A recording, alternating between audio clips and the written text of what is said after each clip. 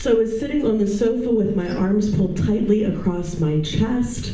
My lips were pursed in an expression that was somewhere between a pout and a scowl.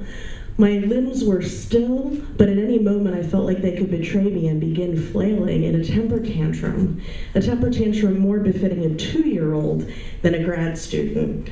And I was on the other line I was on the phone with a friend who was trying to encourage me, calming me down, offering these kind words, and all I could say was, "This is stupid. I don't want to do this. Why do I have to do this? This is dumb.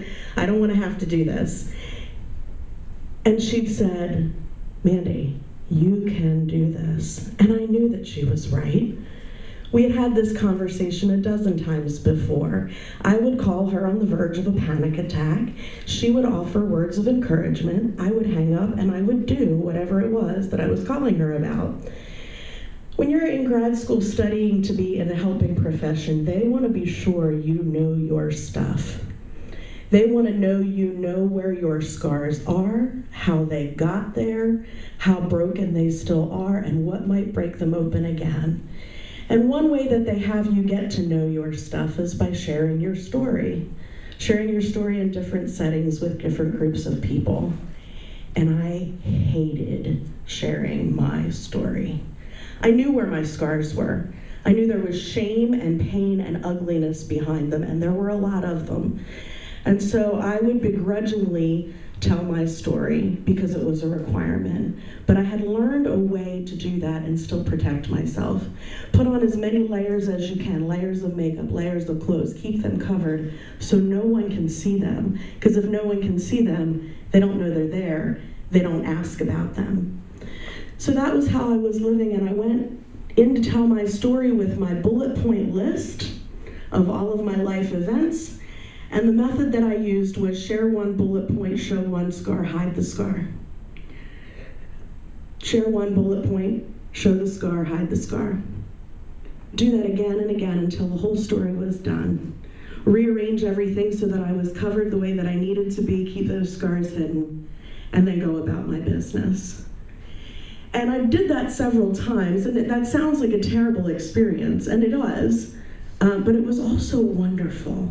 Because it helped me to understand the value of sharing stories, of showing scars, of connecting with other people. And it made me be a better counselor.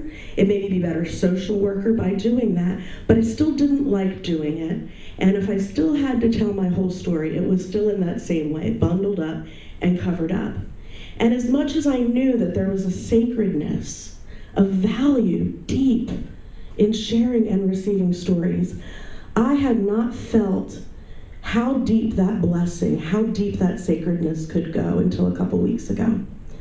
I'm part of a group of people who get together twice a month to explore how to deepen their spirituality together in community, and it's an amazing group. One of the individuals in that group who shares my passion for storytelling came up with this bright idea that we would each pick a month that was significant to us to share our story in. And October was my month. 24 years ago, my grandmother died in October. And 2 years ago today, I was ordained. And so October's my month. And so last time we gathered, it was my turn to share my story. And I was nervous, but I kind of came all bundled up with, and my bullet point list in hand, ready to share my story.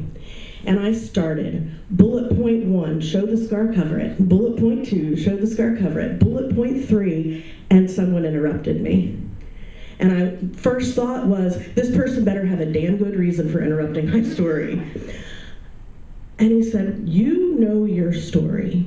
You've lived it. But I haven't. And I need some time and space to process what you're sharing. And the others that were there agreed. And I knew what was happening. I knew what he was saying was, we don't want to hear your story. We want to receive your story, all of your story. And to be able to receive what they were offering and to give what they were asking, I needed to pull the covering off the scar and leave it off. And so I took a deep breath. Bullet point 3. Uncover, leave uncovered. Bullet point 4, uncover, leave uncovered. Bullet point 5, we stopped there and we explored that scar together. And by doing that, it was as if they had each reached out and touched that scar to feel that pain themselves. And the bullet points blurred together as layer and layer of clothing and layer of covering came off, and I was more vulnerable and more protected and safer than I've ever been with this group of people.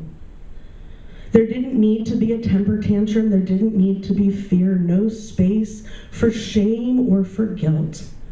Just a group of people who know that there's a blessing and a sacred space when one listens and receives and one gives freely and openly.